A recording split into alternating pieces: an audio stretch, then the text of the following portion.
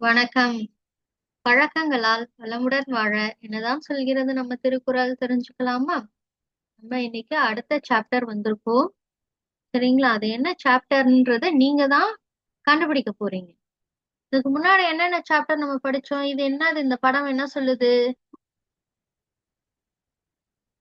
Correct. முயற்சி. முயற்சி பத்தி படிச்சீங்க. இல்லையா? முயற்சி எப்படி செய்யறதுன்னு படிச்சீங்க. அடுத்தது இது என்ன சொல்லுது? கரெக்ட். நம்ம எப்படி தொடர்ந்து நம்ம லைஃபோட எண்ட் வரைக்கும் படிச்சுக்கிட்டே இருக்கணும் அப்படின்றத நம்ம கத்துக்கிட்டோம். அடுத்தது இது என்னது? ஃபுட். அதாவது உணவே மருந்து. உணவே எப்படி நம்ம மருந்தா பயன்படுத்தணும், எப்படி சாப்பிடணும், எப்படி சாப்பிடக்கூடாது, என்னென்ன மாதிரி உணவுகளை சாப்பிடணும், என்னென்ன மாதிரி உணவுகளை அவாய்ட் பண்ணணும் அப்படின்றத நம்ம படிச்சோம் இல்லையா? முறையாக சாப்பிடும் பழக்கம் படிச்சோம். சரி, இன்னைக்கு அடுத்ததா என்ன பழக்கம் படிக்க போறோம் அதை கண்டுபிடிங்களேன்.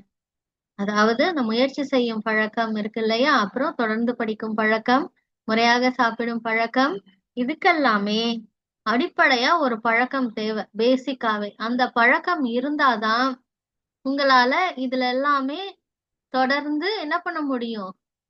இந்த விஷயங்கள் திருவள்ளுவர் தாத்தா சொல்லி கொடுத்த இந்த டிப்ஸ் எல்லாத்தையுமே உங்களால கடைபிடிக்க முடியும், ஃபாலோ பண்ண முடியும். சரிங்களா? அப்படி என்ன அடிப்படையான பழக்கம் நமக்கு தேவை? அதுதான் இன்னைக்கு கேள்வி. சரிங்களா? இந்த 3 பழக்கங்களுக்கும் அடிப்படையான பழக்கம் எது அப்படின்றத கண்டுபிடிச்சு சொல்லுங்களேன் செல்லக்குட்டீஸ். முயற்சி செய்யுங்களேன். பாப்போம். தேங்க்யூ.